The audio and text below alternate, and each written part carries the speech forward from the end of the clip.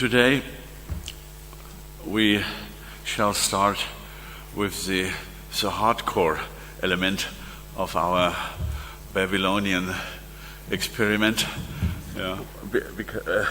because from now on it will be a little bit difficult to communicate. You all have the Spanish, the Castilian version of the translation by Isidoro Reguera, and today we will deal with two chapters from the first part of the Spheres trilogy, which I have called Microsphereology. So the theory of the small interior spaces. And I'm making a proposal to reinterpret your everyday existence in terms of interior architecture. My hypothesis is that all human beings are, knowing or not, interior architects. And I wanted to draw your attention to the fact that you cannot escape from the task of creating interior spaces wherever you are. And the background assumption for this thesis is that wherever human beings are, they necessarily create a kind of res extensa around them, which has nothing to do with the Cartesian definition of that term. On the first page of the chapter Pensar el espacio interior, you find the assertions that only for dead men, so for the corpses of dead persons, the question of their localization can find a simple answer. Because in that case only the spatial coordinates of the observer are relevant. But as long as we're living or existing human beings, another kind of interiority is implied. I hope you had the occasion and a sleepless night, as we do, a sleepless night to penetrate into the documents we have handed over to you yesterday, thanks to the wonderful organization of the university or the faculty here, and that you have spent at least 1 or 2 sleepless hours, if not the whole night, in order to study the text. There are two chapters that we're going to discuss today. A kind of what is the Spanish term, reflexión previa, and el capítulo 7, siete, el estadio Sirenas. We'll discuss the second part later. Let's start first with this reflexión previa, pensar el espacio interior. Here I decided to put a quotation from Henri Michaud as a kind of exergue. Ich lege einen Apfel vor mich auf den Tisch, heißt in Spanish, coloco una manzana ante mí sobre la mesa. Luego me pongo yo en esa manzana.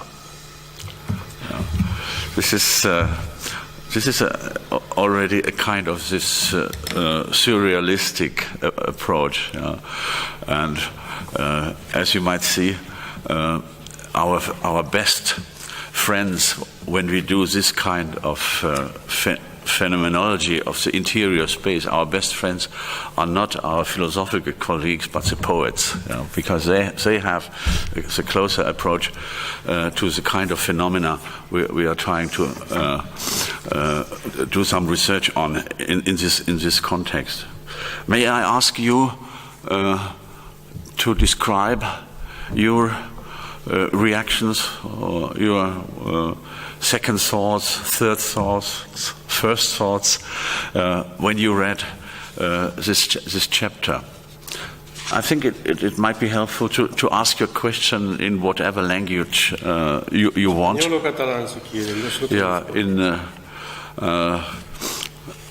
Carlos Oliveira is here to help me to understand you.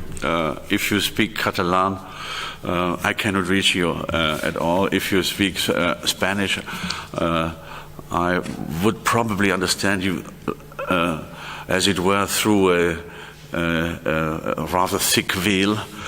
So you will remain more or less hidden. But I see you as approximately as clearly as a woman behind a shower curtain when you talk. So semi-transparent. And if you speak English, I hope I could follow you immediately. Is somebody here who has a ready to pronounce first impression about his or her lecture of the first part of this reflexión previa Innenraumdenken?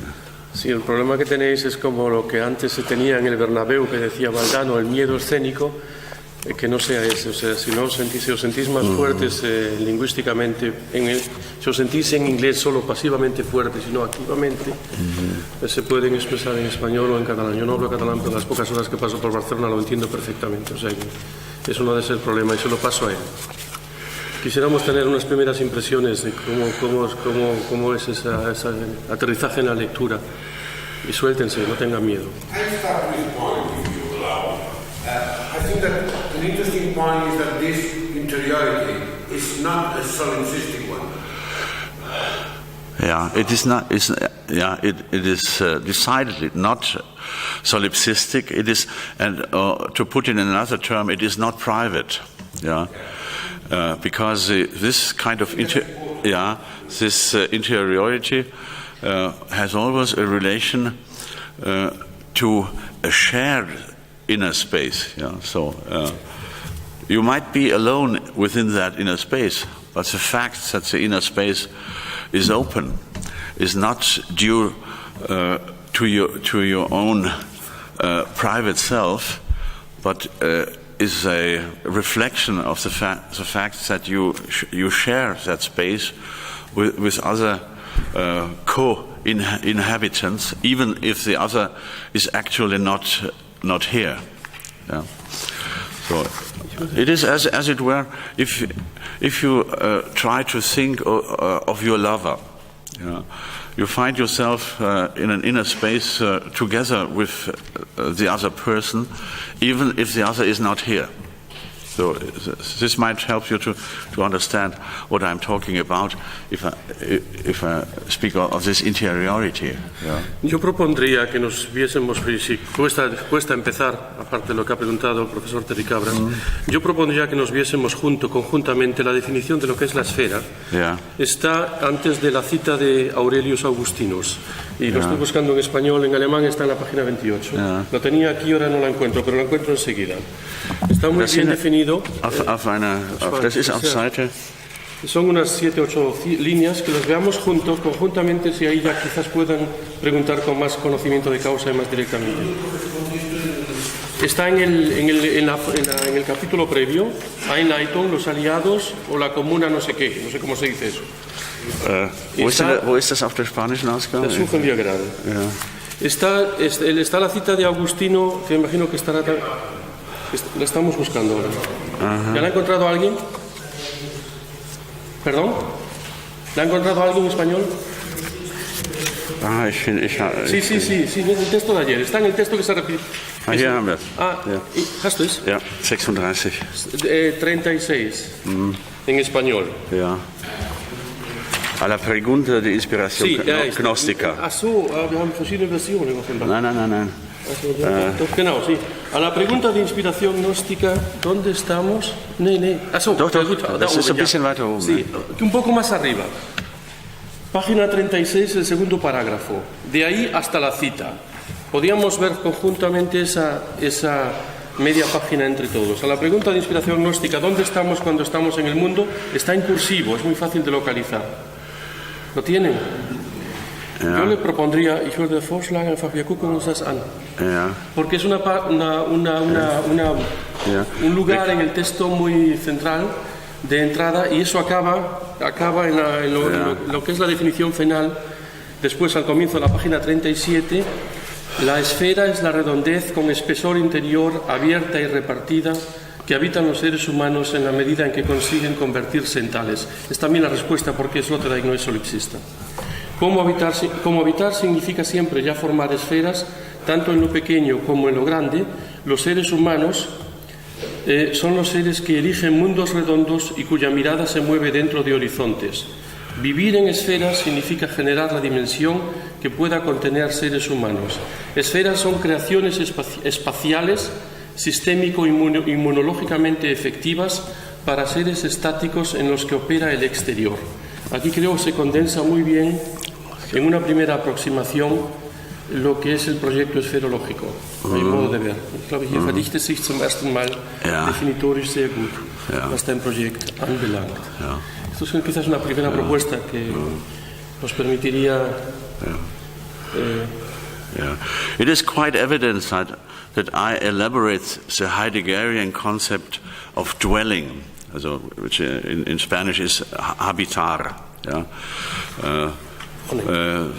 So human beings are, as it were, not only condemned to liberty, as Jean-Paul Sartre put it, but they are even more condemned to the activity of world dwellers. They are living beings that are always constructing habitable spaces, and they cannot simply find the place where they dwell, even if they buy a new house and enter into it.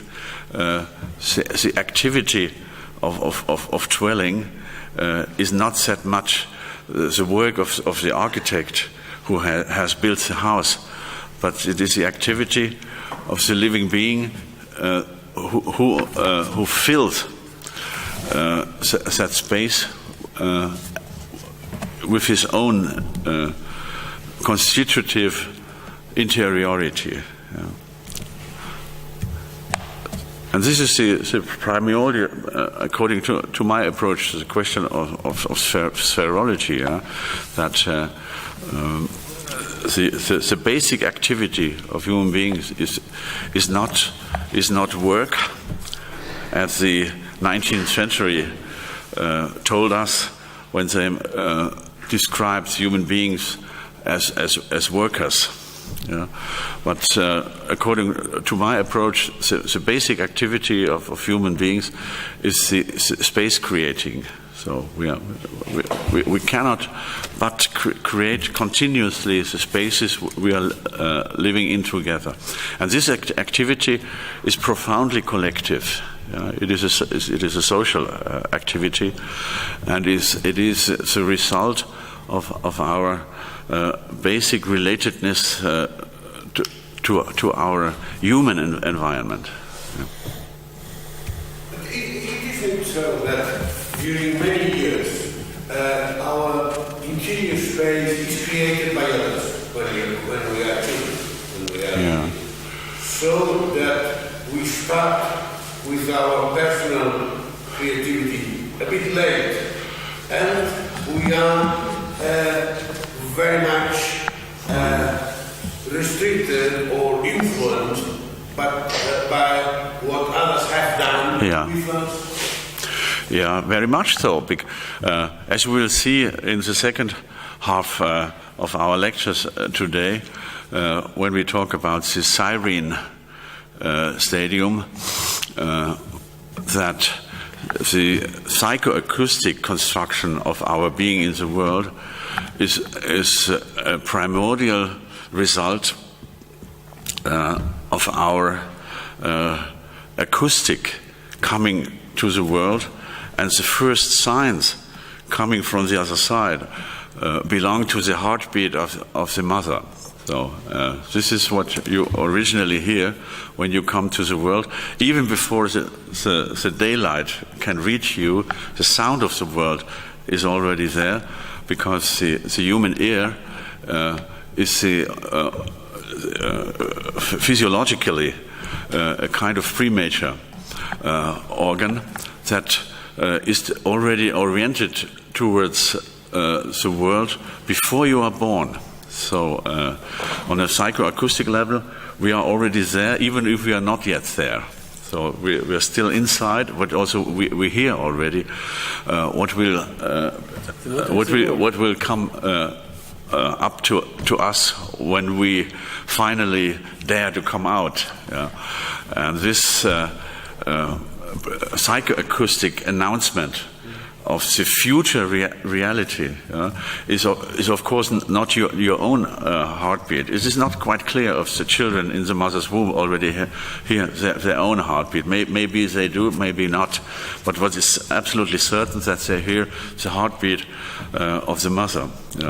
And there are musicologists that interpret music from the point of view of the mother's heartbeat. So a musical rhythm has almost always to do, and they're always in the range of the mother's heartbeat. So normally we have that beautiful andante, bom bom bom bom bom bom. So that is if the mother is tired or so, we have that bom bom bom bom bom bom. And if she gets excited, we may reach presto or prestissimo when she is very excited, and in that range of the mother's heartbeat, almost every kind of musical rhythm is integrated. This is very hard to find examples of music that are slower than this original andante, and almost impossible to find something which is faster than the female prestissimo, whatever she may experience when she produces this prestissimo rhythms. And that shows very clearly what you have been talking about. The original construction of interiority in the psychoacoustic field has to do with the gift of rhythm that comes from your most intimate partner, on the psychoacoustic level, which is the heartbeat on the mother's side. That may help you to understand a little bit what I do and what I mean if I'm speaking of an interior space that cannot be measured by the techniques and methods of ordinary geometry. Because our geometry, as we have learned it from the Greek, the Euclidean geometry, which on its own side borrows from the Greek, from the Egyptian geometry, which is actually a real geometry, whereas the Greek geometry should carry the name of uranometry, because the Greek are already working with abstract elements that cannot be found on Earth. So the Greek geometry carries a wrong name, because points and lines do not exist on the Earth.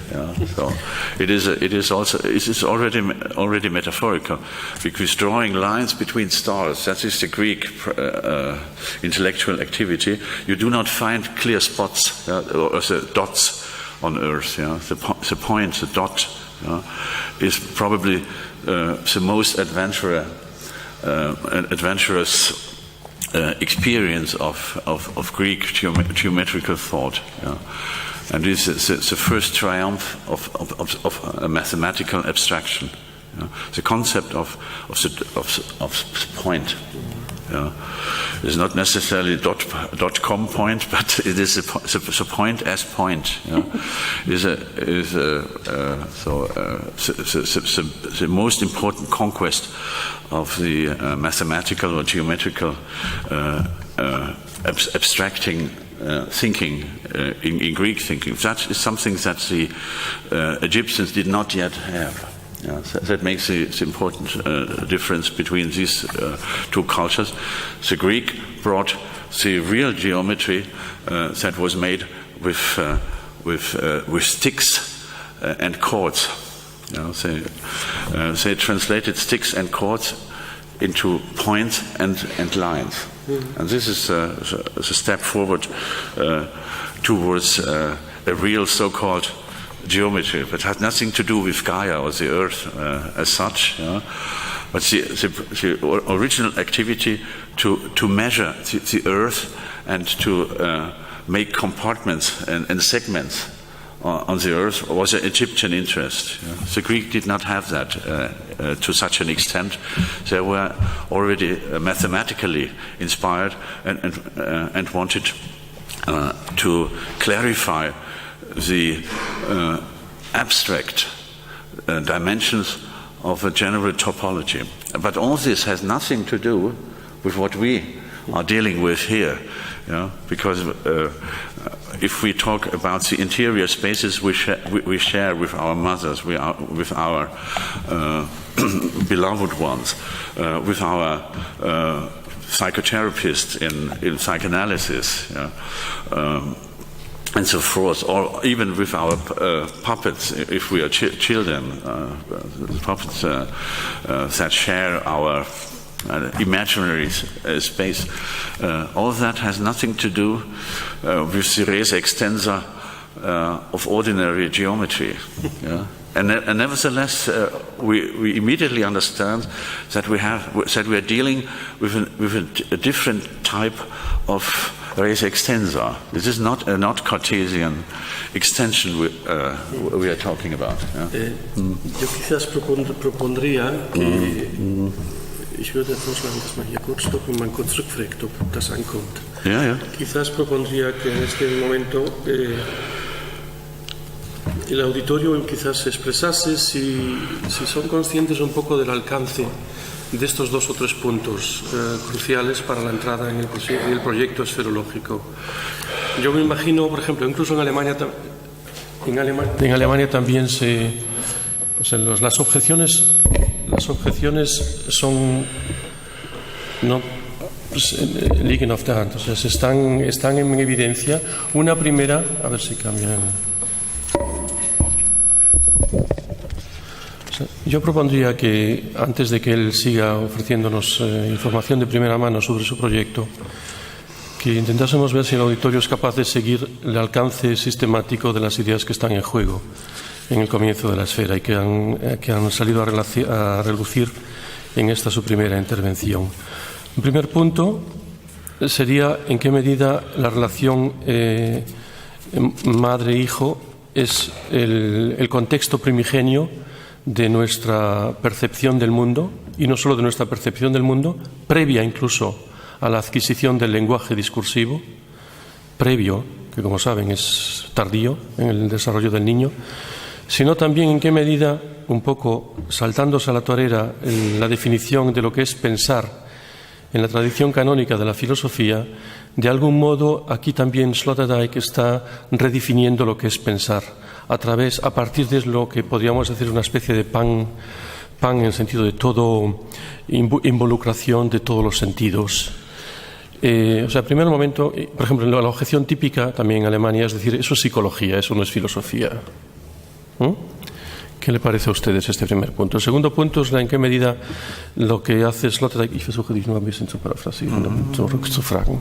El segundo punto es en qué medida toda la esferología es una redefinición aplicada, una redefinición antropológica de las consecuencias de la definición de la geometría aplicadas al ser humano. O sea, cuando habla de un espacio no euclidiano, no es simplemente una metáfora, como decía Socal, por ejemplo, ¿no? Cuando atacaba al postestructuralismo francés, ¿no? No se trata de que también Sloterdijk, como Baudrillard o otros, sin saber de lo que hablan, están llenándose la boca con conceptos científicos. No, es una intuición muy fuerte.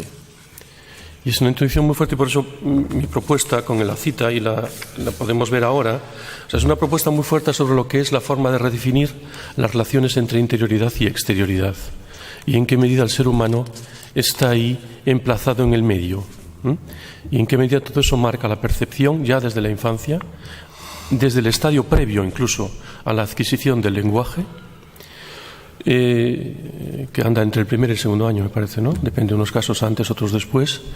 Yo había notado incluso aquí en inglés, the mother is the world, ¿eh?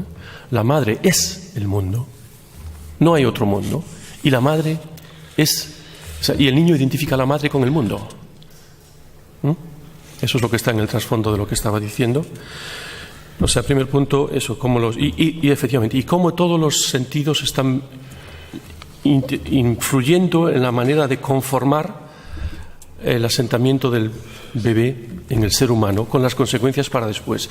Y esto es importante verlo también. Esto no es psicología, esto es pensar la psicología. ¿De acuerdo? Bueno, esto me imagino que ya es motivo de controversia. Quizás por ahí o no, no sé.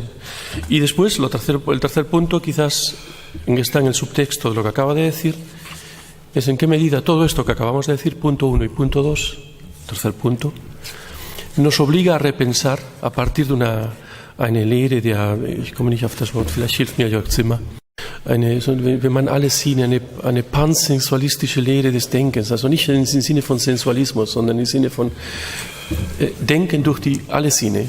Ich weiß nicht, wie man das auf Spanisch sagen kann, no sé cómo se puede decir. O sea, no es pensar con la cabeza, con el pensamiento discursivo, es pensar con el tono, es pensar con lo háptico, con el tocar, es pensar por eso hablaba de la modalidad de la voz de la madre y la resonancia ya sobre el feto, y la importancia que todo ello tiene en la conformación de lo que es la percepción del mundo, y al mismo tiempo, esto aquí el punto no solipsista, y no dualista o antidualista, y en qué medida al mismo tiempo no es no solo solipsista, sino que antidualísticamente Sloterdijk está redefiniendo was heißt denken. Denken heißt auch fühlen, wahrnehmen. Perdón, a veces no sé en qué lengua estoy hablando. Pensar no es solamente pensar discursivamente, sino pensar es sentir, pensar es percibir, pensar es oír. O sea, todo este proyecto en un meta-even, una metadimensión, es una respuesta a la cuestión heideggeriana, todo el pensamiento de Sloterdijk, no solo esta obra. ¿Qué significa pensar? Was heißt denken? Bueno, estos tres primeros puntos me imagino que no son habituales, no tienen preguntas ahí al respecto. Y para fundamentarlo con citas, pues por ejemplo, en la página 36, ich versuche es nochmal so auch mit dem Text belegen. Es wäre vielleicht gut, wenn wir zusammen diesen Passus lesen, auf Seite 87. ¿En Spanisch ist das? Weißt du noch nicht? Ja, das ist auf 87, Spanisch. Ja, Spanisch. Él está proponiendo que nos pasemos al 87, pero antes diría yo, esto es el sentido del trasfondo, por ejemplo, de la frase tercera en la página 36. Estamos en un exterior que sustenta mundos interiores. Es una deconstrucción de la dicotomía entre mundo exterior y mundo interior. Somos interior-exterior al mismo tiempo y exterior-interior.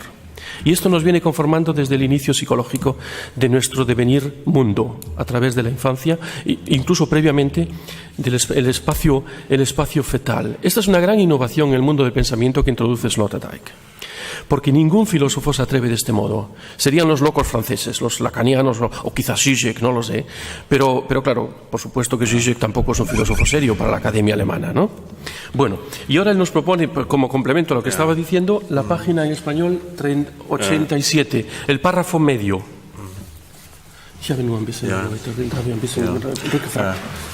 Let me just add one short commentary to this first definition of this spherological topology. When I say we are in an outer space that that carries interiorities. That is on page. On page. 80. No. It's the earlier one. Also, okay, hier, Prosper. 37. Here. It is on page 36. Estamos en un exterior que sustenta mundos interiores. Está repitiendo la frase que había escogido yo también. Estamos en un exterior que sustenta mundos interiores. Está saltando la dicotomía entre exterior, gegen die Dichotomie von innerlich und außen. In und außen. But that means that there is a certain priority to the exteriority. And that can be explained by the fact that all interior spaces are destructible. And if they can implode, they can be destroyed. And they are always more unlikely than the exterior situations. So it's a fact of life as a highly organized organical structure is always the place of the higher improbability. And it is subject to what the physicists call entropy. They can disintegrate, they can fall into parts and disappear. Die Stelle ist sehr gut. Es central. Lo que se ha buscado en la página. Vayan por favor a la página 87. Es ist fantastisch. Eine sehr wichtige Stelle. Una cita fantástica. Que Terry Cabras vuelve a ser la respuesta al antisolipsismo, además. En el sentido sloterdijkiano. Wittgenstein quizás sea otra cosa. Por ejemplo, Fosenkuhl identifica solipsismo y realismo con Wittgenstein. Pero bueno, es otro debate aparte. So unfortunately, there is no English translation of this passage. So I shall have to try to understand it in the Spanish translation. So maybe we could read that together. Could you read it to us, and I will follow with the German version at my. Ich lese die Stelle kurz vor, vielleicht. Sus primeras pinceladas. Fantástico. ¿Liest du selber? Nein, du. Ich kann das nicht. Ya con sus primeras pinceladas, pues, la psicología moderna diluye la ilusión individualista de concebir a los individuos como unidades o yoes sustanciales que, como miembros de un club liberal, la ironía es tremenda, entraran en contacto con otros, libre, arbitraria, adicional, revocablemente, como corresponde a la ideología de la sociedad contractual individualista. Paramos aquí. Es tan denso esto, paramos aquí. ¿Son capaces de entender el alcance de esta frase? Es que es fantástico, vamos. Wo soll geht's weiter? Ich habe einfach gesagt, wir stoppen am besten gleich den ersten Satz und fragen wir einfach Rückfragen ans Publikum. Weil es so dicht ist und so wichtig. O sea, él está aquí no solo dándole estatus de filosofía a los conocimientos psicológicos, sino que está incluso apoyándose en la última psicología para decir en qué medida en la esferología nos está definiendo ya lo que yo llamaría la simultaneidad del yo y del nosotros, desde la escena primigenia de la infancia o incluso de la etapa fetal. O sea, por eso dice la psicología moderna, diluye la ilusión individualista monadológica, encapsulada, políticamente liberal, por eso el resto de la frase, ¿no? El liberalismo, lo que a mí me gusta llamar la hijidad, la yoidad, la hiperyoidad, ¿no?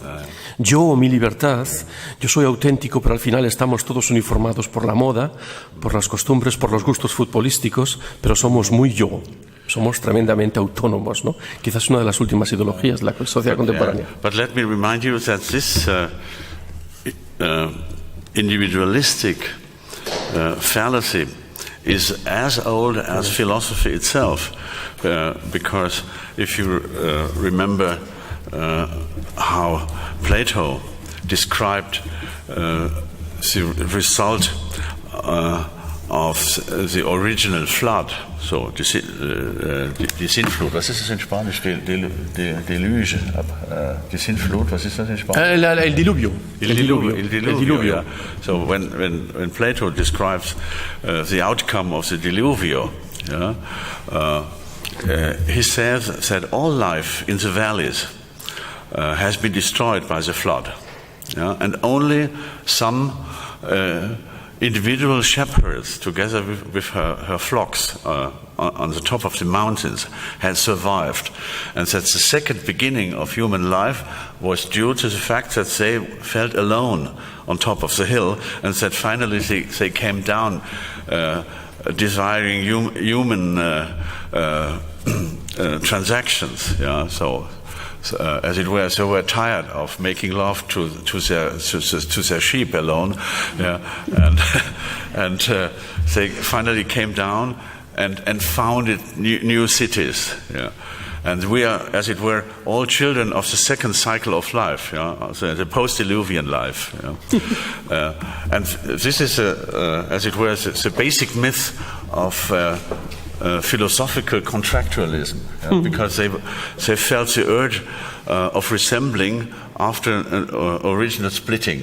And so we all have, according to Plato, a grandfather shepherd behind us, who felt too alone for a while, and who decided to come together with his fellow shepherds and the she-shepherds in the valleys again, and in order to start a second cycle of political life.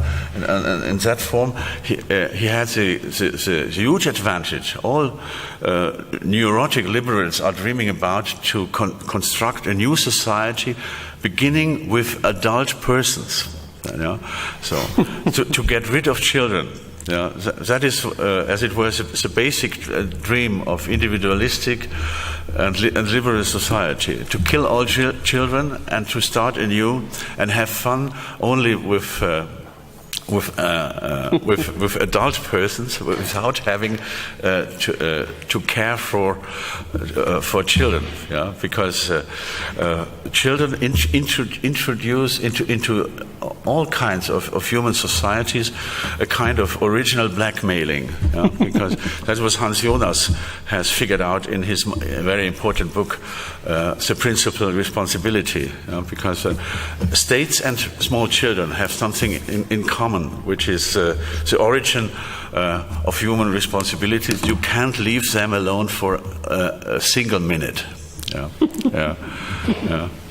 So states and children require a permanent custody from us, and they cannot be left alone for a second. And that is why true liberals and truly individualistic persons usually refuse to think the social bond from the point of view of childcare. They prefer to think the social bond from the point of view of economic commerce and sexual commerce. As it were, only transactions between adult, free, and originally irresponsible individuals. Piensen, por ejemplo, que toda la filosofía política hegemónica en la actualidad está atravesada por la actualización rawlsiana de John Rawls del contractualismo que ya empieza en Thomas Hobbes. Y esta es y Habermas no es más que una coma o una objeción comática, que podríamos decir que es una coma y a coma, a los dos comas, al problema de la filosofía del individualismo y el liberalismo, que por cierto es de procedencia anglosajónica. Y quizás hasta aquí también entiendas, aquí se está poniendo la base del tercer tomo. Liegt auch die Grundlage für den dritten Band. Se está poniendo la base de lo que después va a ser la globalización política en el tercer tomo de las esferas, y esto es muy importante también decirlo porque contra los que piensan que Sloterdijk se va por los cerros de Úbeda y no sistematiza, al contrario, aquí está la base sistemática de la... Y no solo eso, los que en la actualidad, ayer el profesor Reguera habló algo del último debate político sobre los impuestos, es una infamia decir que Sloterdijk es un vulgar liberal, que es un insulto, como saben, en el contexto político e intelectual, ¿no? Esto es la crítica más profunda, casi metafísica, que se puede hacer del individualismo metodológico que ustedes conocen de las clases de filosofía política y moral. Y esto viene ya definido desde la escena primigenia que hemos visto aquí. Yo creo que esto sí, ich glaube, das haben Sie sehr gut verstanden. Vielleicht kann man das Zitat weiterlesen. Yeah. But by the way, as you just mentioned, the theory of justice of John Rawls, he has developed a very interesting development, or an interesting second version of the Platonian flood myth. He makes the assumption that adult individuals gather in an original scene. It's quite comparable to what happened to the Platonian shepherds when the waters of the flood went back. They gathered again in the valleys, and that's the part of the myth that is taken over by John Rawls.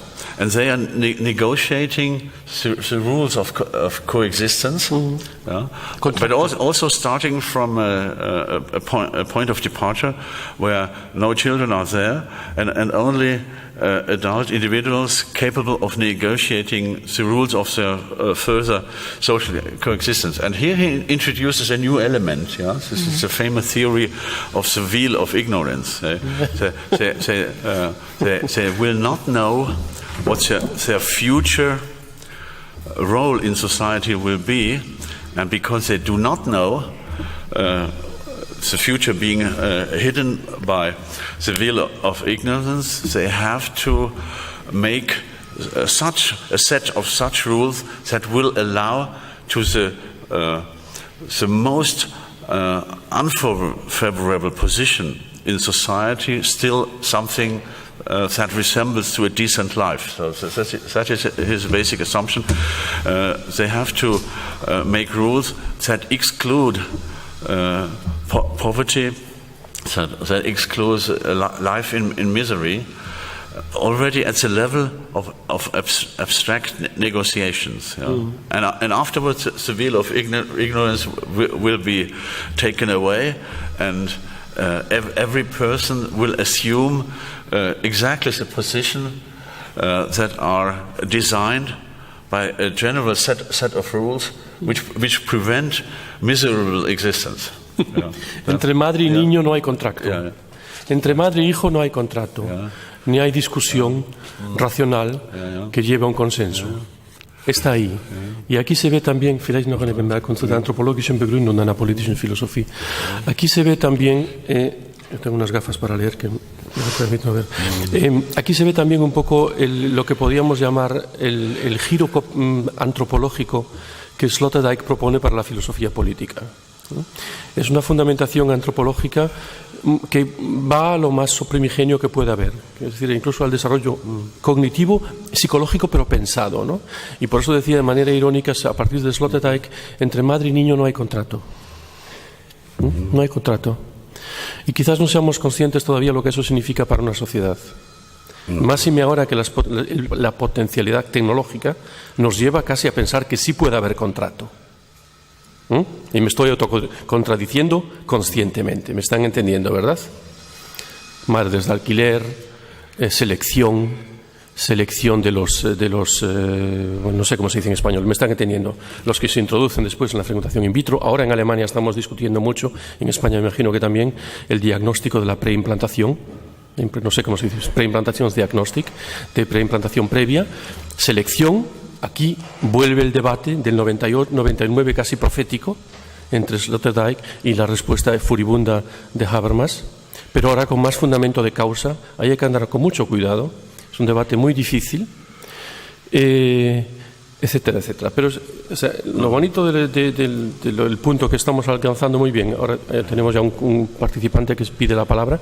Lo bonito del punto que estamos alcanzando es que estamos todos juntos entrando en lo que es el fundamento sistemático del proyecto esferológico, ¿no? A partir de la unidad de la escena primigenia del desarrollo entre madre e hijo y sus ramificaciones político-antropológicas o antropológico-políticas. ¿Viste? ¿Sí? Sí, o en catalán o lo que quiera, en francés lo que quiera. Sí, se lo paso a él, sí. Aquí. Bueno, directamente. No se entiende, es verdad, hay que hacer algo con los micrófonos. Pero no se entiende, pare, perdón. Ja. No se entiende. Er muss doch ein Mikrofon benutzen. Und dann lesen wir dieses Stück weiter. Ja, das war weiter zusammen. Und dann möchte ich noch dieses Stück, das davor, das ist auch sehr kennzeichnend, okay. Wo nämlich dieses sich gegenseitig enthalten, was sehr gut. Was im physikalischen Raum nicht möglich ist. Das habe ich übrigens auch als Zitat in meinem Vortrag. Ja.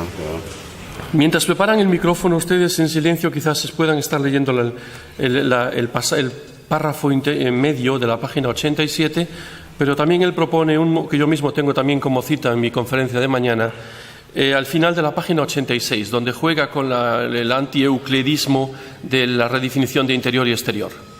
Un interior que abarca el exterior o algo así, innen, das en außen und so weiter. Y mientras nos están preparando los micrófonos, die suchen jetzt gerade das Mikrofon und ich habe gesagt, sollen Sie selber das lesen. Ja, und wir können vielleicht diese Passage jetzt gemeinsam zu Ende lesen. Él propone primero entonces que leamos juntamente el resto del párrafo en medio en la página 87. Mit dem Donde, da geht's weiter. Donde aparecen tales individualismos. Ja. Das könnte auch Reguera vorlesen, aber lo podías leer tú, pero como estás ahí preparado. Donde aparecen tales individualismos puede suponerse con alta evidencia psicológica una postura fundamental neurótica frente a la libertad, de la que es característico el hecho de que un sujeto no pueda pensarse como contenido, limitado, rodeado y ocupado.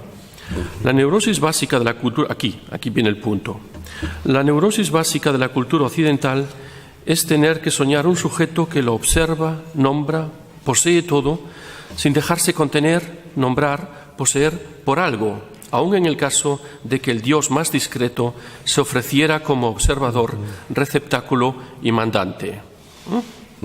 Vuelve insistentemente el sueño, o sea, insistentemente un poco en la vox populi, en la opinio communis, vuelve insistentemente el sueño de un monádico, monadológico decía yo, globo yo, omnicomprensivo, aquí está el concepto central, globo yo omnicomprensivo, monádico, que tradujo Isidoro Reguera, cuyo radio fuera el propio pensar. 2 puntos, la interpunción es importante, viene el fazit, el hecho en sí, un pensar que recorre fácilmente sus espacios hasta la periferia más extrema, dotado de una discursividad increíblemente fácil a la que no se le resiste ninguna cosa real externa. ¿Han entendido estas ramificaciones de la primera frase? Cuando tengamos el micrófono... ya lo tiene, muy bien. Ese está. Ok, pite.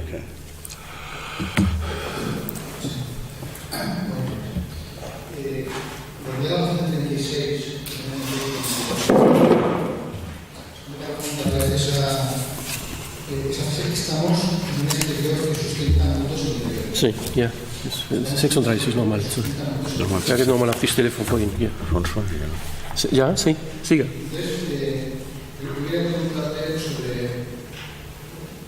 La conexión de esto, digamos, con la exterioridad aristotélica del segundo libro de la Biblia.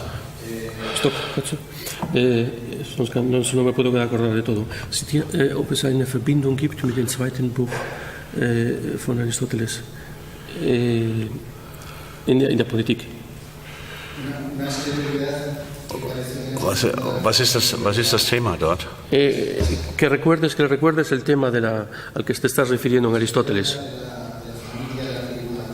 Aha. Mit der Familie, mit dem Stamm, mit dem Dorf. Ja. La oikeiosis, te estás refiriendo a la oikeiosis aristotélica. Esa exterioridad de familia, tribu, polis, das sensación de que es una exterioridad menos conectada con la interioridad, más política, Okay. Okay. más política, y más política en el sentido de que cuando Esferas habla del habla, del lenguaje, ya lo coloca en la exterioridad, no en la interioridad final.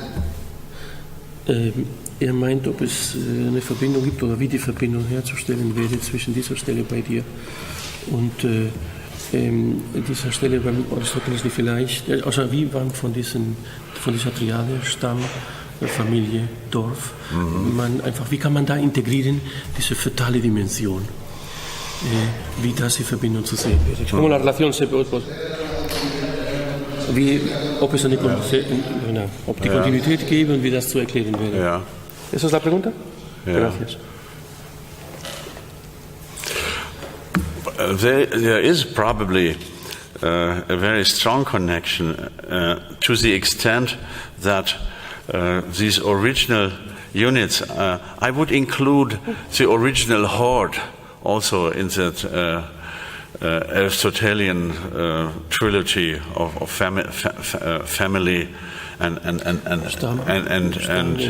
tribe and village, yeah, because the original form in which human beings used to live together, that was something that Aristotle did not have in mind, because in his times the tribal reality had already become stronger than the horde reality. The hordes had disappeared, had dissolved into the original ethnoi, yeah, that we would call tribes in our language, yeah, which were already bigger units. Yeah. A tribe is a social complex that could count 10,000 people, which corresponds more or less to a first form of ethnos. Yeah. So it is already a bigger unit. But the original forms have a relation to the primordial fetal space, because they are also psychoacoustic constructions. Yeah? Because the original social synthesis is made by the cooperation between visual or interfacial relationships and acoustic relationships, and that which does not exist within the field of vision or the field of acoustic perception simply does not exist at all. There are no other media in that time, so everything has to be included in that, as it were, psychoacoustic bubble of the original community, yeah? And that which cannot be heard inside is, as it were, not existent, and that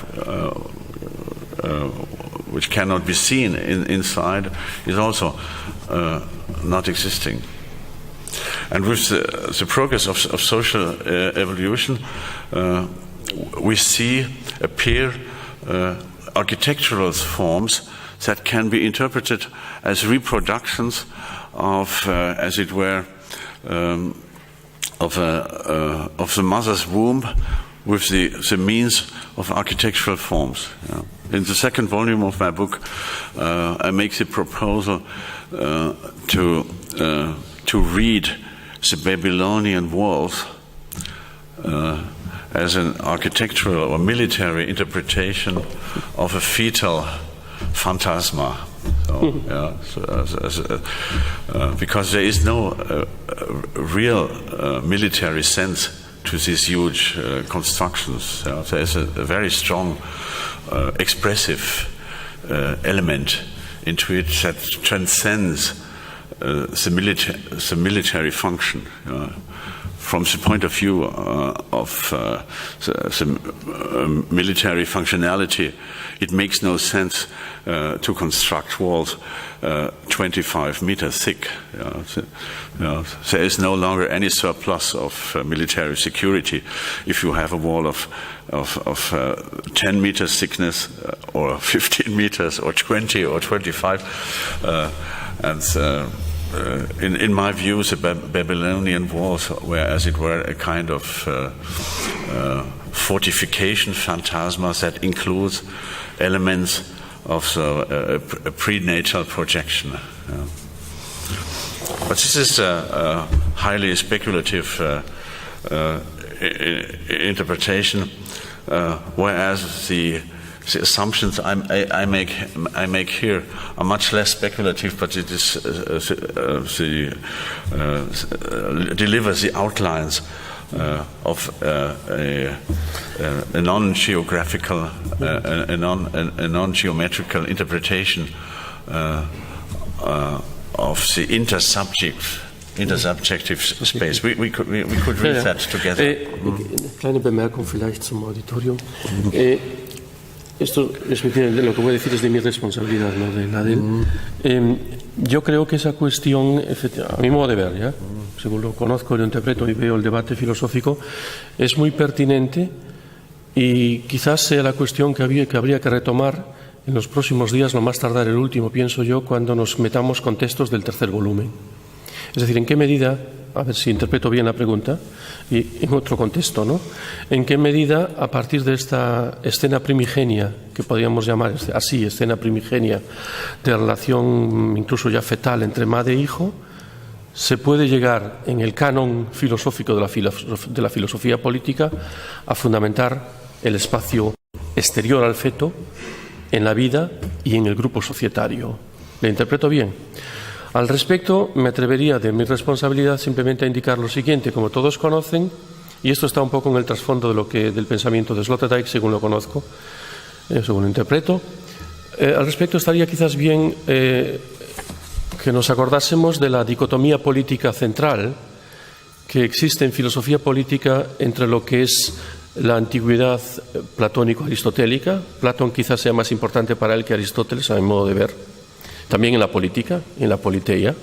O sea, lo que es lo que se llama la psite, la eticidad aristotélica y antigua, y en qué medida en la modernidad, que hemos visto ya que está definida por el contractualismo liberal, en qué medida en la modernidad estamos, desde Kant hasta Habermas, pasando por John Rawls, estamos partiendo de la unidad, lo que sería monádica, del sujeto moral.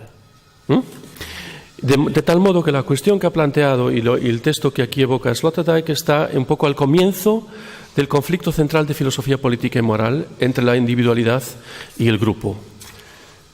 Y bueno, de ahí podríamos llegar incluso, estando en Cataluña o en Galicia o en Canadá, podríamos llegar incluso a conflictos políticos muy reales y a conflictos identitarios, ¿no? Pero el trasfondo es esa dicotomía de filosofía política entre una versión oikoiética, de la oikoiosis aristotélica, de la eticidad de la polis previa al proyecto ilustrado, y luego el proyecto emancipatorio moderno que piensa que todo eso es gregarismo y que parte del sujeto moral monádico, ¿no? O sea, Sittlichkeit, Moralität versus Sittlichkeit, Aristóteles versus Hegel, Kant versus Hegel, John Rawls, Habermas versus Sloterdijk, was das angeht, ¿no? Ich habe noch so ein bisschen contextualisiert. Y ahora dice él que, sí, perdón, y después de la pregunta que nos veamos la cita de la página 86 conjuntamente, porque todavía estamos poniendo los fundamentos sistemáticos de esta escena primigenia, sí. No, el botón. Fracting English. Yes. Well, if I have understood well, you try to explain the subjectivity from a previous point of view, that is this relationship, for example, between modern and sun. But I would like to understand a little more what is new in this point of view, because I think we can find some previous authors who have said something like that. You mentioned, for example, Platon, Giordano, Ficino, etc. For example, in Schopenhauer, the concept of surrealism. For example, this passage from page 86 you have said, I think for Heine, for example, would have said something similar. Maxwell Heine with the instrumental, the instrumental phenomenon. So what you are explaining new is this point of psychological point of view, where the relationship between mother and son is very important.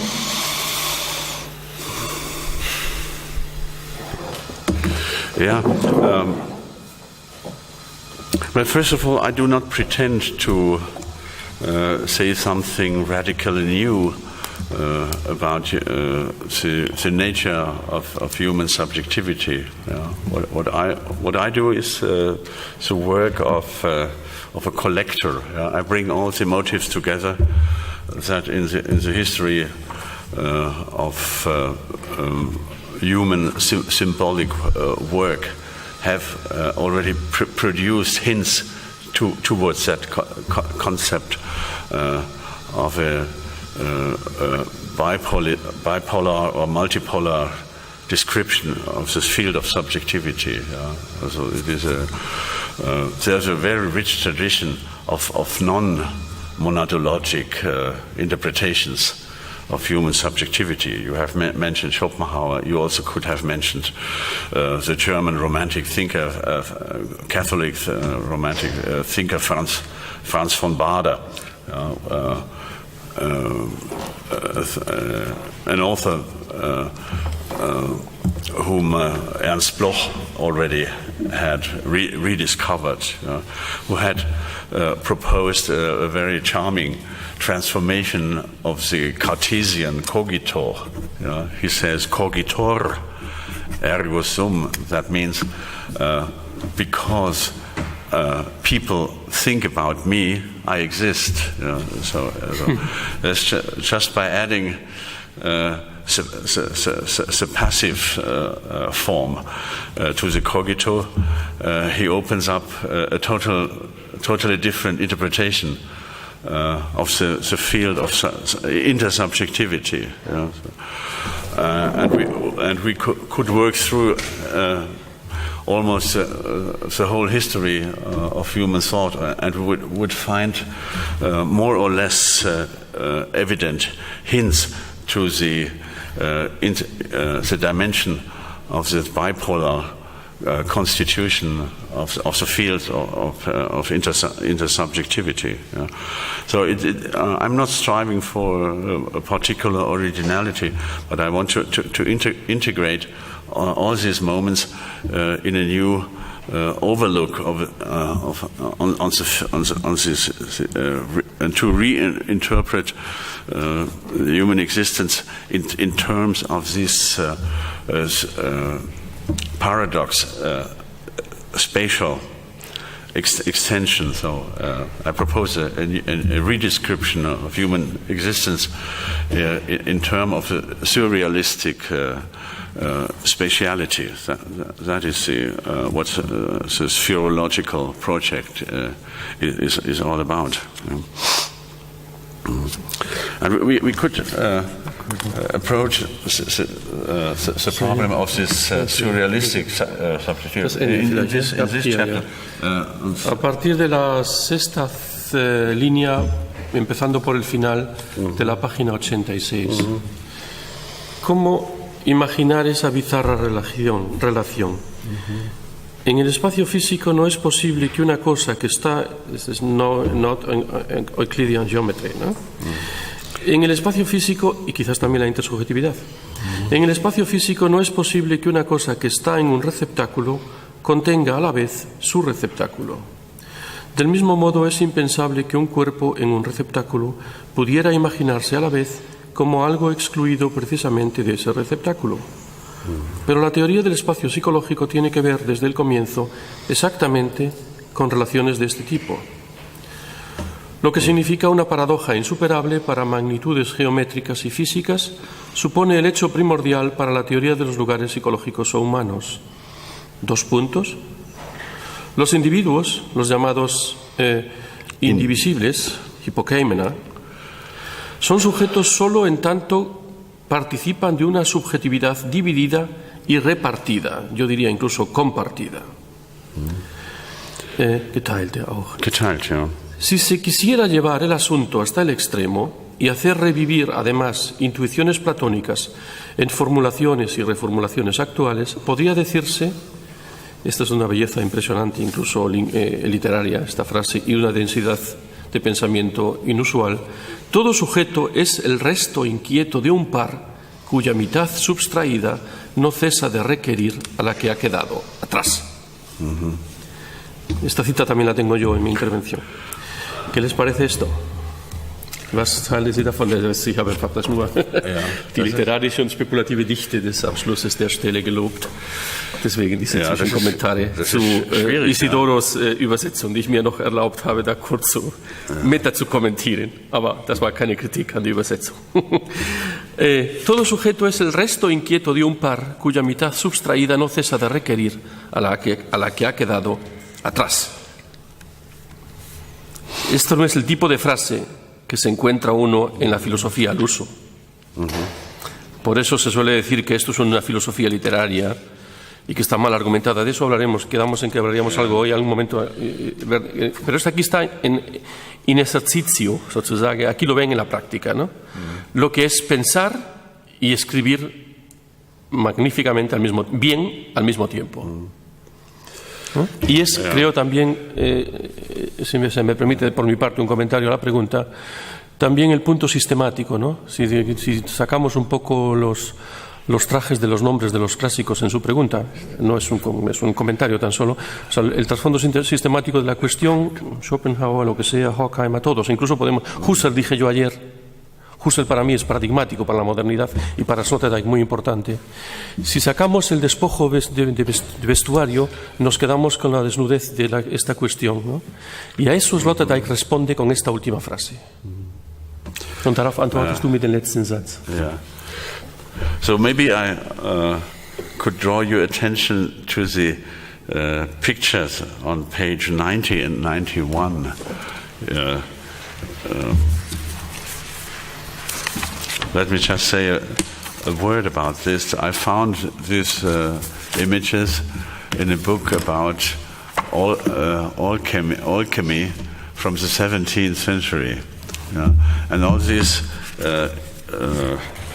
Gefäße, these recipientes, were used in an alchemist's laboratory of the 16th century. So, and I had the feeling that this symbolizes in a quite beautiful way the spatial imagination of the early chemistry in Europe, that these communicating vessels that produce an excess that always enters into the its own neighborhood and in the neighbor vessel. It would be quite difficult to deliver a precise interpretation for the real function of these forms, but on an intuitive level, you understand that all these products of early European glass industry have a meaning that corresponds, at least symbolically. The critical of Deleuze and Foucault. The critic is very good here to Deleuze and Foucault. Nos podemos ver quizás este pasaje que está proponiendo él ahora. Es fácil de encontrar, yo todavía no encontré la página en español, buscando las figuras, estos receptáculos de Bach. ¿Alguien encontró ya la página en español? Ah, sí, muy bien, sí, efectivamente.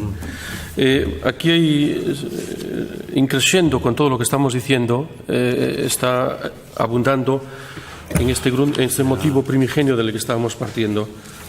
Por ejemplo, was Menschen vielleicht ab da, wo du schreibst, was Menschen im Nahbereich. Und dann on page 94 you find also a series of very strange images. You find. Aber gucken wir uns vielleicht die Seite zunächst. Intimität. Intimidad quizás, vielleicht Intimitätsdefinition, quizás la definición de intimidad que permite, en alemán empieza con Intimität, unter diesem geschundenen Leitwort werden wir, ¿dónde está esto en español? Ahora lo encontramos. Aquí está. En página 91, para muchas, segunda línea. Para muchas inteligencias, a la idea de intimidades domésticas, ich versuche Intimität, va unida una especie de espontánea aversión al dulzor. Nee, das ist nicht die Stelle. Moment. No es lo que yo decía. Un momento. Espera un segundo. Que ist ein bisschen Intimität, ja, aber ich habe das auf Spanisch noch nicht gefunden. Un segundo. Es que es la definición de intimidad a partir precisamente de esta, y está muy bien. Yo la tengo aquí en alemán delante mía. Intimidad. El final de la página 88. Perdón. 88. Ya. Intimidad. Bajo esta palabra guía maltratada, y dado que no se dispone de ninguna mejor, menos prostituida, en los análisis que siguen, intentaremos acercarnos a los secretos del cambio humano de lugar, que siempre comienza como cambio hacia adentro, para hacerse ostensible como cambio hacia afuera. Quizás sea útil, por lo que respecta a la provocación de la idea, acercarnos a la relación más inusitada con la expresión más desteñida.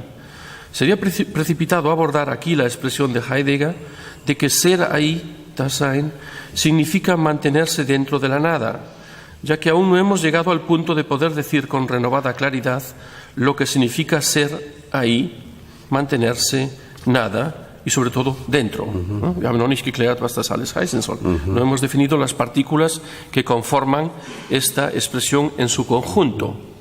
Las utilizamos como si estuviese claro lo que ellas significan, por sí y en su grupo y en el grupo.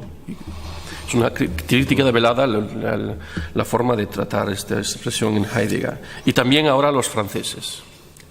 Sería igualmente, que quizás ustedes conozcan mejor, sería igualmente prematuro abordar ya ahora el teorema propuesto por Deleuze y Foucault de que el yo sea un pliegue, un pli del exterior, puesto que no sabemos nada absolutamente todavía de una superficie o de una exterioridad cuyo pliegue pudiera producir algo así como un interior o un yo mismo. Está deconstruyendo el concepto de pli deleuziano a partir de una geometría no euclidiana, de la que hablábamos antes, de una redefinición de las relaciones entre exterior e interior. Por ahora, solo indicar que la intimidad, más allá de un primer acceso edulcorado a ella, únicamente puede ser entendida como inmersión abismal en lo más cercano. Me parece, por cierto, una belleza en castellano fabulosa, y esto es obra de Isidoro Reguera. Si se me permite a mí cualificar algo en castellano, que no es la lengua en que yo trabajo filosóficamente, pero así, por lo que sé del bachillerato.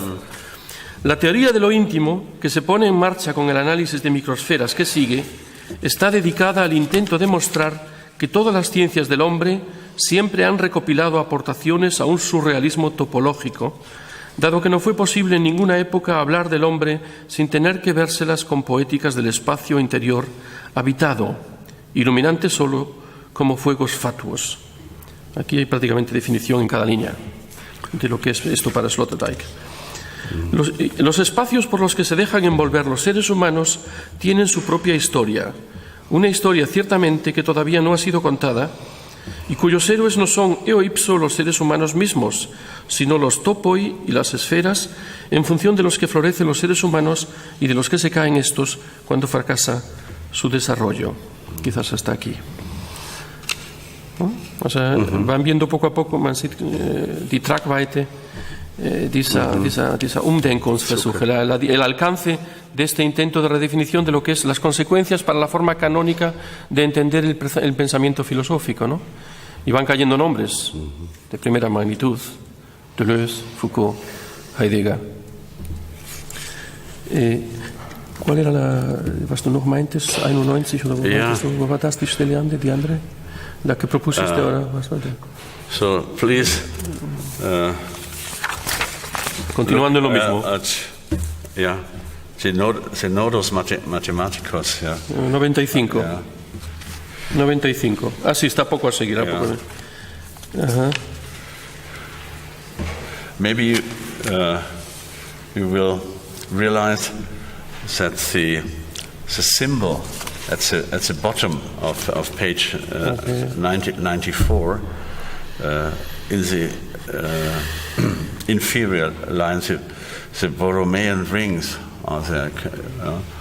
And those among you who are familiar with the work of Jacques Lacan will remember that his later psychological topology was entirely based of a reinterpretation of the Borromean rings, because he also had found out that a new psychological topology is needed in order to interpret the embracement, the enlacement, the embracement of subjectivity within subjectivity. Entrelazamiento.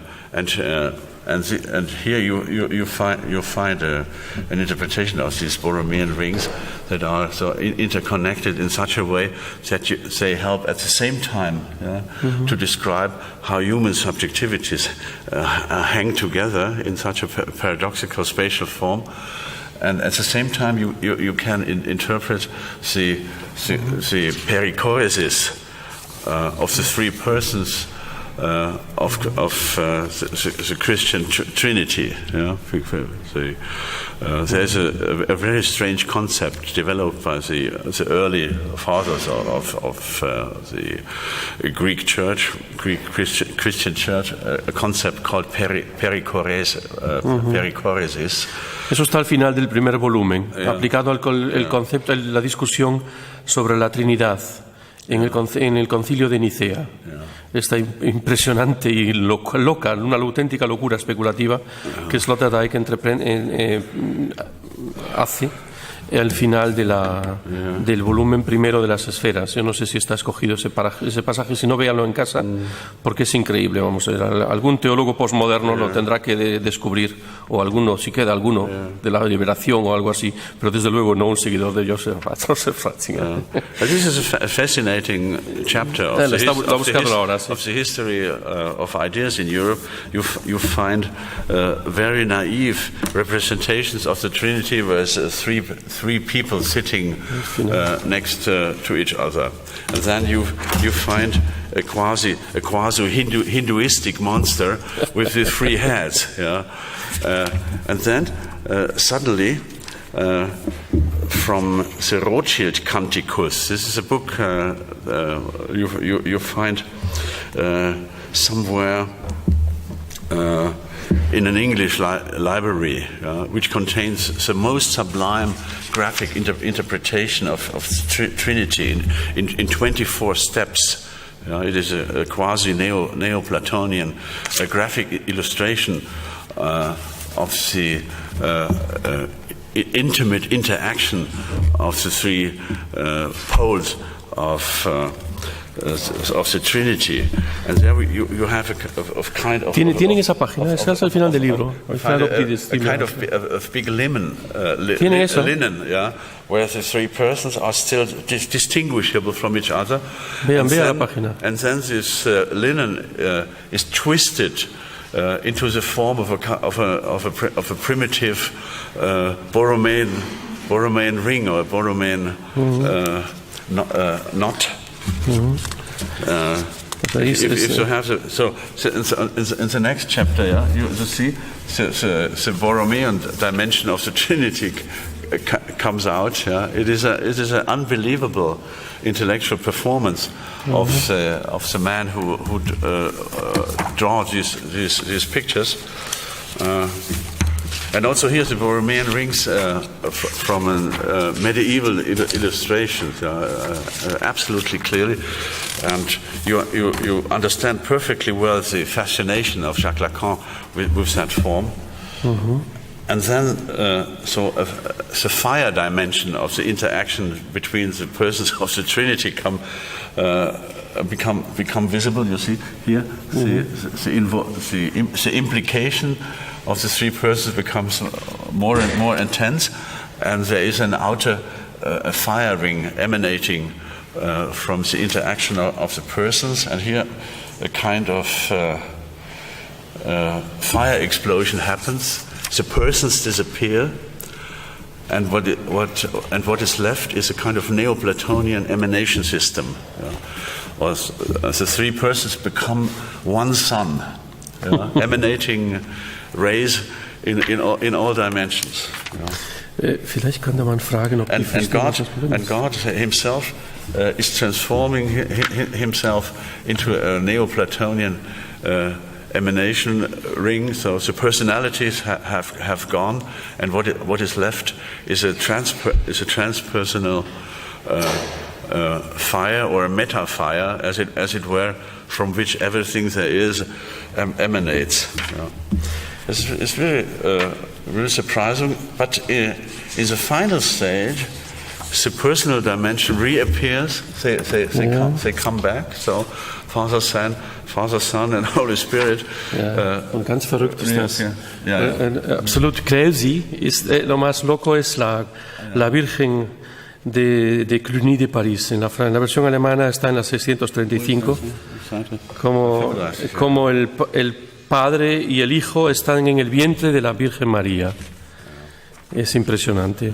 Yo no sé si son conscientes de lo que está aquí en juego. Está buscando una forma de pensar esferológicamente, la dificultad de pensar racionalmente la Trinidad. Eso es lo que está en juego. La relación entre Padre, Hijo y Espíritu Santo, que nos ha roto la cabeza 20 siglos. Y en qué manera, a partir de lo que es redefinir el juego de interior y exterior, nos permite quizás o no, eso habría que enjuiciarlo, pensar la relación entre Padre, Hijo y Espíritu Santo. Y estas fotos, todos esos motivos, están intentando buscar una forma visual de visualizar lo difícilmente pensable.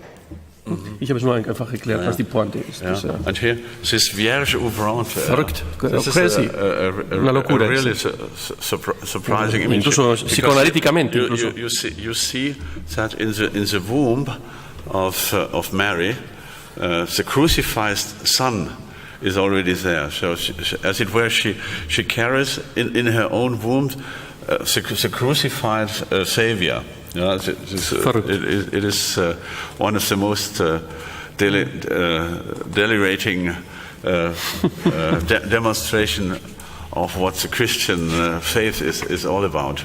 And that leads us into the field of that surrealistic gynecology. I wanted to talk. I wanted to talk with you because according to the medieval interpretation of the formation of human beings in the mother's womb, Thomas von Aquin found himself in a very deep predicament because according to the gynecological assumptions of the Middle Ages, the substance human beings were made of was nothing else but the menstrual blood of the woman that obviously does no longer flow outside, but is kept inside, and the substance of the baby necessarily must be that liquid. And Thomas explains why it is necessary that this blood, which is a quite suspect liquid, that this blood must be at the same time the substance the Lord is made of. But the first idea is that this blood is the most impure substance that can be in the world. I quote from a Tractatus of Pope Innocent III, De Humane Conditionis Miseria, where he says, when dogs eat only one drop of this impure menstrual blood, they go mad. And if one drop of this liquid falls onto a plant, the plant will immediately die. When getting in contact with that, what's ein Weingarten? What is that in English? The vineyards. will die. Trees are losing their fruit, and the leaves fall down. So it is nothing more poisonous than that in the world. Nevertheless, human beings are made out of that substance. You know? This is it is so, and that has a quite tragical theological implication, because if our Savior has to perform the same bloody curriculum, yeah?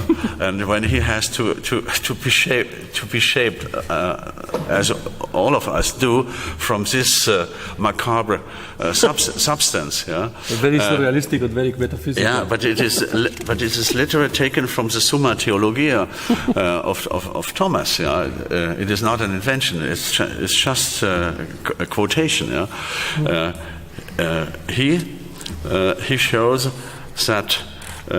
With Mary, things went a little bit different, because there was no male semen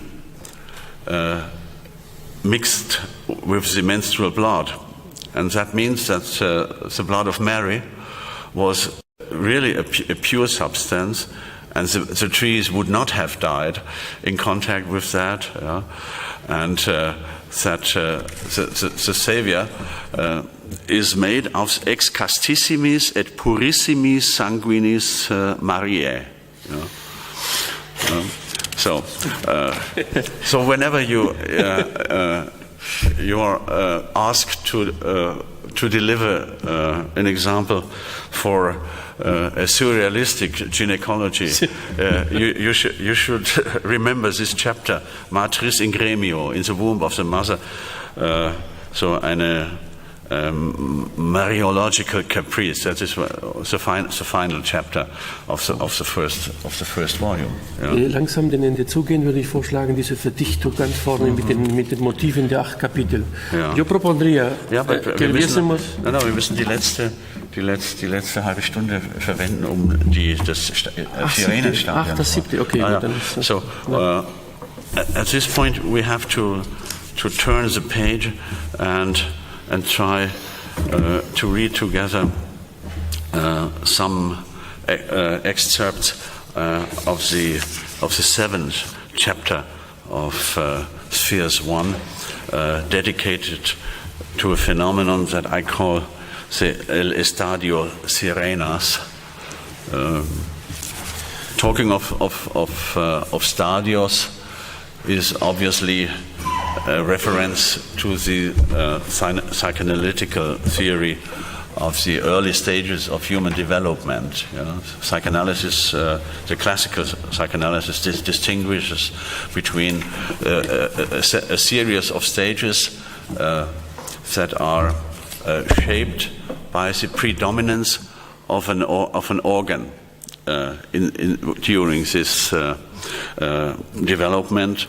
The first organ that structures the way of existence of the child is, according to the early psychoanalysis, the mouth. That's why it's called the oral stadium, the oral stage. The second is the anal stage, and the third one is the genital stage, which is very often assimilated to the so-called Oedipal stage. But when psychoanalysts appear reflecting about human development, it is quite clear that they cannot be content with this segmentation, because when you consider the development of the human child, it is quite obvious that that orality cannot be the real beginning, because human life does not begin with birth. It is already there when they come to the world. They have already made a development, a kind of interior career within the mother. And if you look closer to that, you will find out that there are certainly different stages before orality. Yeah. All this is very hidden, very intimate, and only accessible to a certain of fine intuition. And here I make the proposal to put a stadio sirenas before the stage of orality. And the stadio of the sirenas is the psychoacoustic development of the human ear before birth. This is also a prenatal psychology. This is a prenatal Prenatal und Postnatal Psychology einige Monate vielleicht, bis zur Erwerb der Sprache. Eventuell auch. Yeah, it all only concerns the so-called infants in the psychology. The infants, so l'enfant, the child, carries its name due to the fact that it does not yet speak. Infants mean speechless. So infantility is speechlessness. Und not consciousness, ne? Und ohne Selbstbewusstsein. Ohne Bewusstsein von Selbstbewusstsein. Bis zum Erwerb der Sprache. Das war hemmlich. Könnte man vielleicht das nachsehen in dem Stadium bis zum... Estamos haciendo un comentario. Estoy haciendo simplemente un pequeño comentario. Infants doesn't speak, but its mother does. Yeah, the mother does. Yeah. That's important. Yeah. Because the infant doesn't just listen to things, at noises, but also at voices. Yeah. Yeah. Yeah. Sonospheric. Yeah. So, and in my interpretation of this Estadio Sirenas, the child is, as it were, already tuned to the psychoacoustic environment in which not only the mother's heartbeat plays an important role, but even more so the mother's language, her personal intonation, the speaking melody, the prosody of human language. So this is a musical dimension of everyday prose, because we do not speak in a very monotonous form, but we speaking also always implies a kind of singing. Even if we are bad singers, it doesn't matter. So the ear of the child is already tuned to the mother's soprano,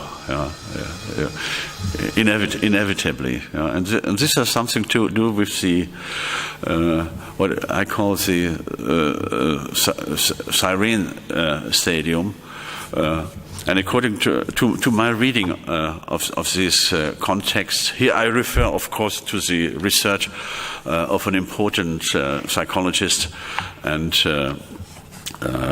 what is the correct name of an otorhinolaryngologist, whose name is Alfred Tomatis. Who had made very strange experience with his patients. He tried to make recordings of the mother's voices. He had some patients whose mothers were still alive, and he tried to capture the voices of the mothers on tape recording, and filtered these voices through a liquid medium, so that the sound of these voices came to the ears of the patient as if they heard their mother talk from inside. So the patients were, as it were, placed again in the position of the unborn. And they had the singular opportunity to hear the mother's voice as through the filter of her own body. It was a very tricky psychoacoustic construction that had tremendous effects on the mood of the patient, because they immediately because immediately they felt reintegrated in such a deep way as if they had really been reborn. In other psychotherapeutic arrangements, it's much more complicated to give to the patients a feeling that he or she has been reintegrated in a healing space. Usually it takes years in order to construct a deep confidence relationship between the therapist and the patient. But under the artificial fetal ear, that can happen within a couple of seconds. And that was a discovery Alfred Tomatis has elaborated during all of his lifetime. He has spent all of his life to elaborate this strategy of helping people to rediscover a kind of prenatal integrity that is due to the fact that the mother's voice reminds you a situation in which all the hurting and humiliating and depressing experiences of your later lifetime had not yet happened. So you go back to into a situation where the trauma is not yet there. It is the remembrance of a pre-traumatic self. That is what this kind of Tomatis therapy was all about. And the birth as such is already a tragic experience not for all of individuals, because there are different birth styles. So if you do it my way, which I would not recommend, you will feel miserable for the rest of your lifetime. But if you do it your own way, maybe you were luckier, and maybe you were not yet so sick, so sick, and you were elegant. You came out just like this. But every individual has his or her own style of being born, and the rest of the life might be a projection of your own personal birth style. Freestyle swimmers and breast swimmers and butterfly swimmers and so forth. But there are also serious fighters who take 3 days for 20 centimeters. It is simply very different, and each individual is deeply shaped by the way he or she did it. But to come back to the question of the psychoacoustic spheres de la primera alianza sonosferica. For me, the Estadio Sirenas contains obviously a reference to the story of the sirens from the Odyssey. And what I wanted to do is to deliver a new interpretation of the 12th song of the Odyssey, which contains the Siren chapter, the Siren episode. You will remember that Odysseus and his companions must drive by the rock of the Sirens, and his girlfriend Kirke had given him a hint how to escape this danger, and he is bound to the was ist das? Der Mast in die. Kannst du das auf Spanisch sagen? Er wird an den Mast gekettet, ja. Sí, que está acorralado, no, enganchado al mástil. Ja. Atado al mástil. Ja. Ja, das ist sehr substanziell, was du machst. Mhm.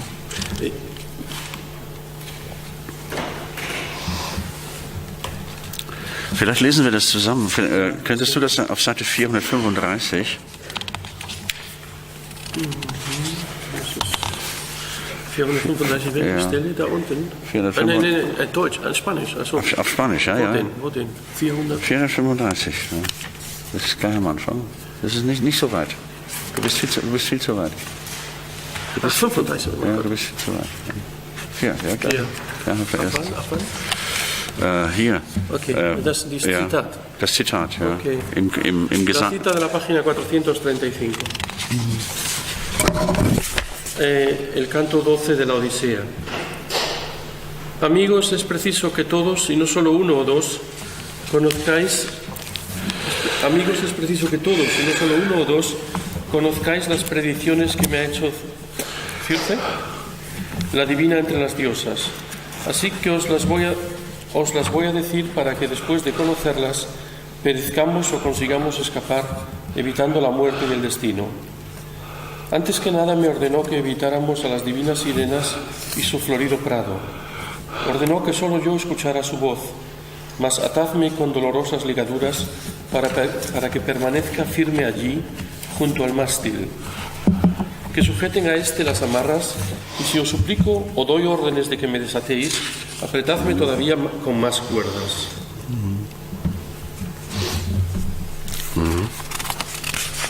So this is the original quotation from the 12th canto of the Odyssey. And then my own reflection comes in, and maybe you go on reading the whole passage. Dieses, worin gründet die homerische Überzeugung, dass die Sirenen... Fundamenta la convicción homérica de que las sirenas llevan la muerte con su canto a todos los seres humanos, a cualquiera que se las encuentre. ¿Cómo sabe siquiera el cantor de la existencia de esos seres fascinantes que en principio son solo dos en número, y gracias a qué encantamientos consiguen estas seducir a los no precavidos?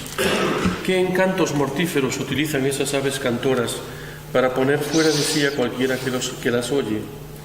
¿Qué saben las sirenas de sus víctimas para acercarse de tal modo a ellas? ¿De qué modo ambas cantantes melifluas se deslizan tan profundamente en los oídos de los que las escuchan para que las envolviera la fama de que quien se les acerca demasiado y escucha lo que le cantan ya nunca vuelve a casa, ya nunca experimentará verse rodeado de su esposa y tiernos hijos? ¿Y por qué diablos se apilan en torno a las sirenas montones de carne humana putrefacta junto con sus huesos y pieles resecas? ¿Qué miedo, qué experiencia, qué imágenes consiguieron crear en los narradores griegos de mitos la asociación entre canto y destrucción? Aunque la mayoría de estas preguntas no se pueden responder con seguridad por lo que se refiere a las intuiciones de Homero y a sus fuentes, sin embargo, este episodio de la Odisea sí certifica algo. El mundo temprano patriarcal homérico aprendió a temer un determinado tipo de encanto o hechizo auditivo.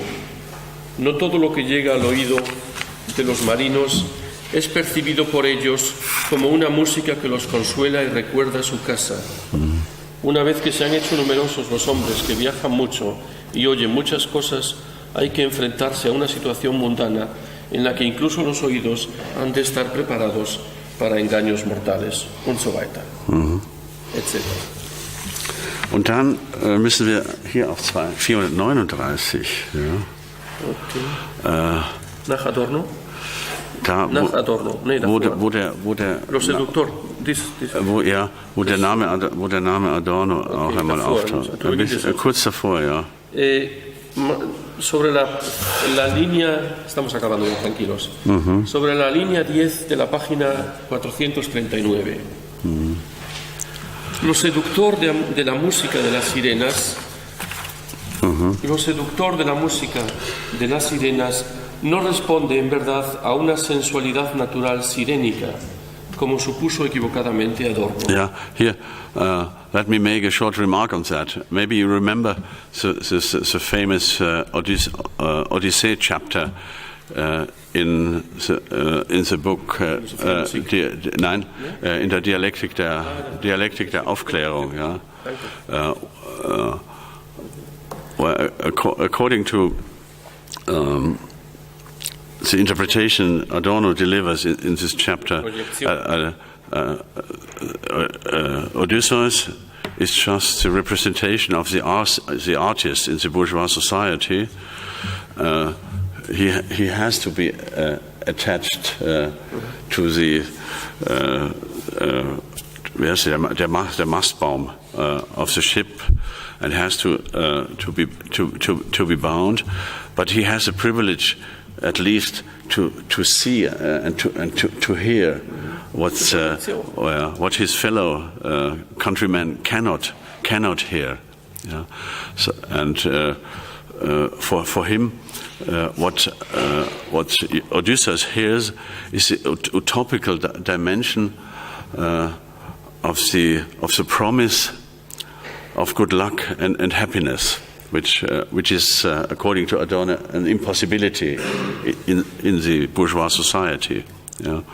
And after all, the sirens are, as it were, a Greek anticipation of the chorus girls.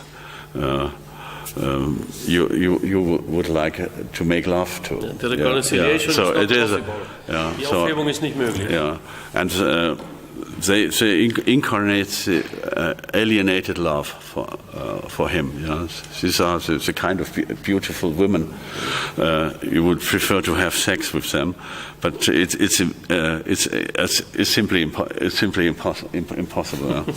But I wanted to show that Adorno is absolutely wrong in his reading, because when he wrote the chapter, he certainly did not reread Homer's original text. Yeah. Homer's text says something totally different, and I think we should read that together in order to understand what the siren effect is really about. Let's continue here. Parece más bien que a la naturaleza de esas cantantes pertenece el que no ofrezcan a la vista encanto propio alguno. Su concierto no ofrece un programa lascivo que hasta ahora hubiera tenido la suerte de agradar a todos los que pasaron por allí, pero que quizá mañana pudiera encontrar un primer oyente crítico o indiferente. El fundamento misterioso de la irresistibilidad de las sirenas está en la circunstancia de que, extrañamente sin escrúpulos, jamás interpretan su propio repertorio, sino solo y siempre la música del pasante. Incluso la idea de una melodía propia les resulta extraña. Ni siquiera la dulzura de sus voces es una propiedad musical inexteriorizable a su interpretación, y la tradición llama a sus voces más a menudo chillonas que bellas. Si las sirenas encontraron víctimas entusiasmadas en todos los oyentes, hasta Ulises y especialmente en este, fue porque cantan desde el lugar del oyente. Su secreto es que interpretan exactamente las canciones en las que anhela precipitarse el oído del pasante. Escuchar a las sirenas significa, en consecuencia, introducirse en el espacio nuclear de una tonalidad íntimamente alusiva y querer permanecer desde entonces en la fuente de arrebato de ese sonido ya imprescindible. Las cantantes fatales componen sus canciones en el oído del oyente, cantan desde la laringe del otro. Su música es aquella que soluciona del modo más simple el enigma de la flexibilidad de oídos que, de no ser así, permanecen cerrados. Ejecuta pérfida, certera, exactamente el gesto glotonal con el que el sujeto oyente se quita los cerrojos y da el primer paso hacia adelante. Para un Aquiles, si no hubiera sucumbido ante Troya, las cantantes plumíferas habrían recitado versos a Aquiles, cuya majestuosidad habría dejado indefenso al héroe frente a su propia canción.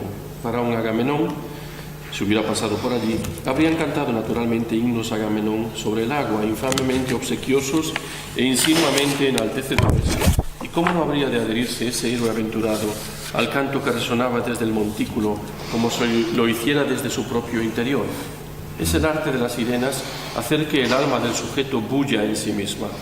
Lo que en ella se llama irresistibilidad es el transporte del sujeto al centro de una conmoción hímnica que parece brotar de él mismo y que le transporta a las estrellas. Ich würde ganz Ja, gerne lies bitte nochmal Okay. nur das Zitat noch Sí, dazu. para finalizar ya la cita, al final de la página Ja, bitte 440. Ramos. Vamos, famoso Odiseo, honra de todo el mundo, gran gloria de los aqueos, ven aquí y haz detener tu nave para que puedas oír nuestra voz.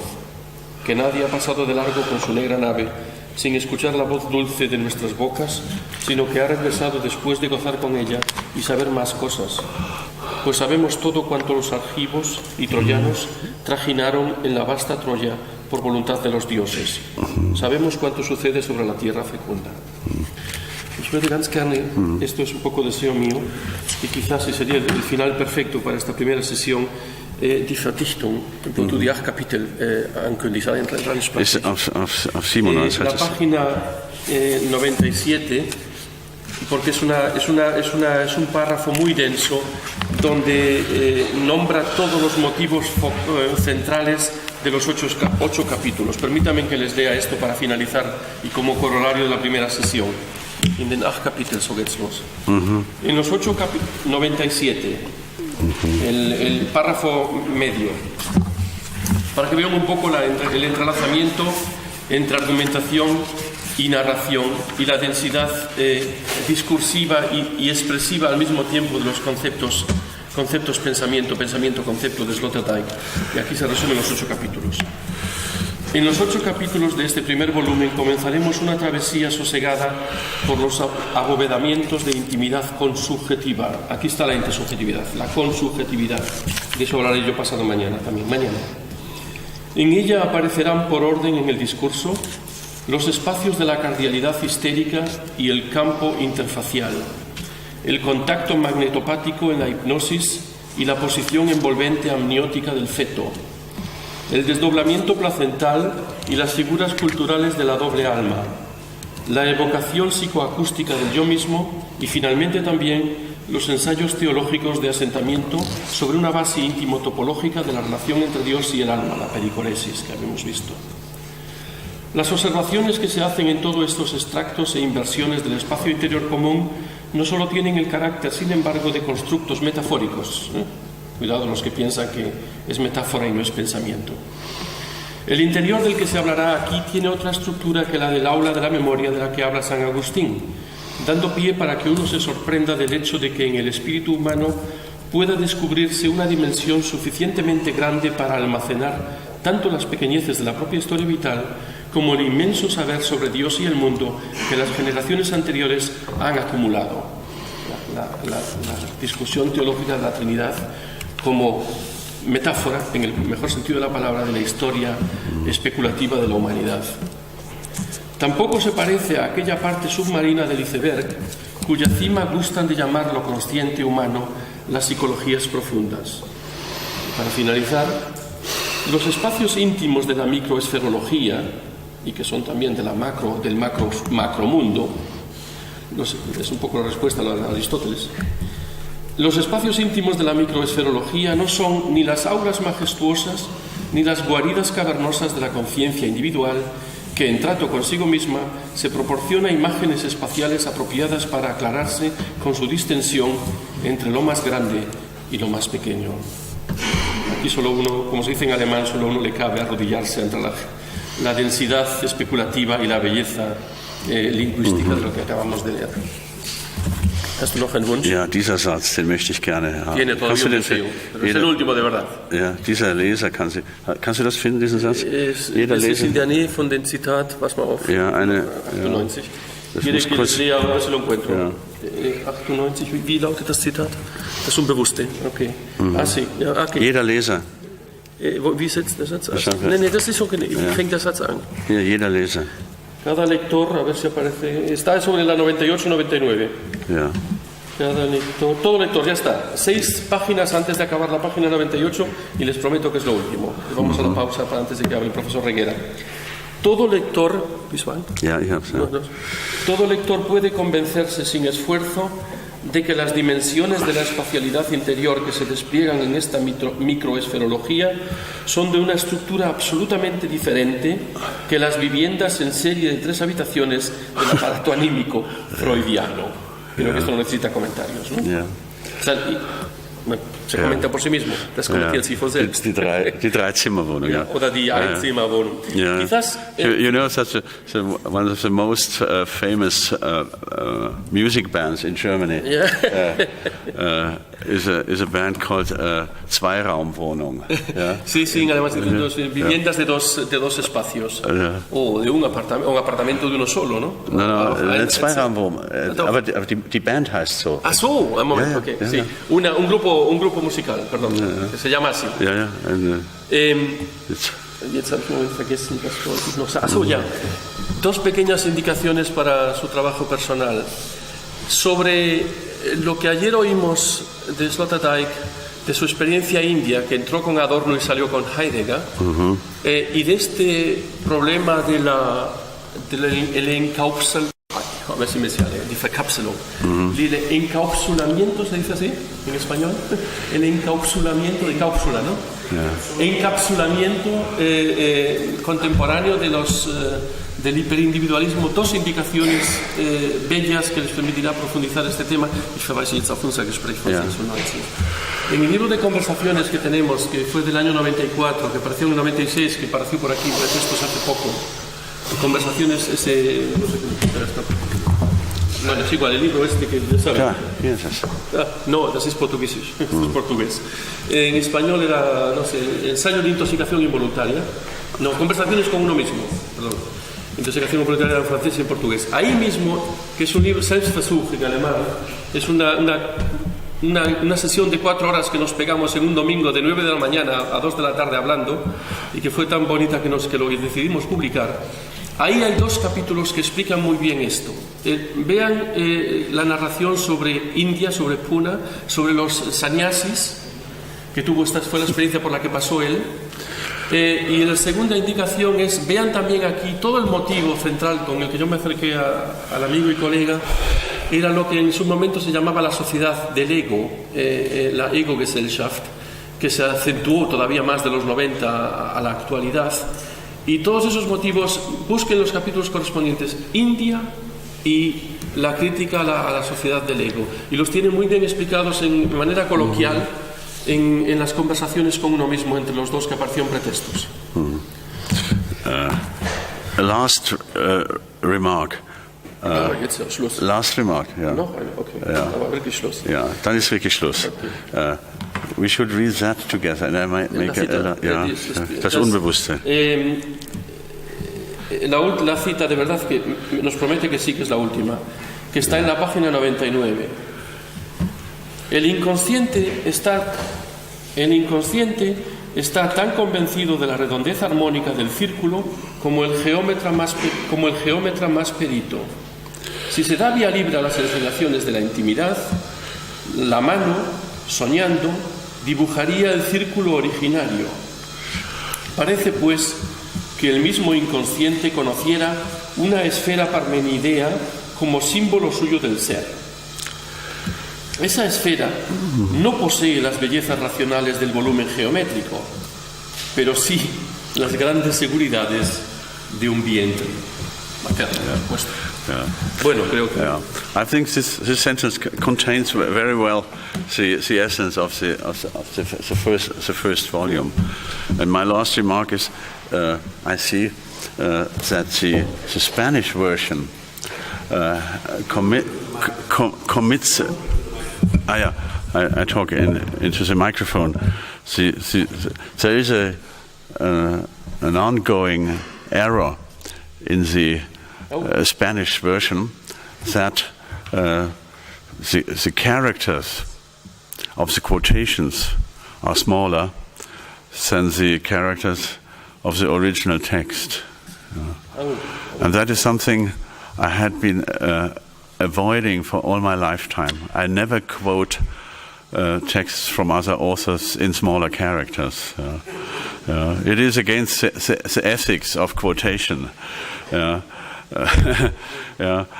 Unfortunately, I had no influence on the Spanish version. Yeah, but it is a kind of if an author has also obligations towards hospitality, yeah, and so hospitality of the author is to quote other authors as big characters as his own writing, you know.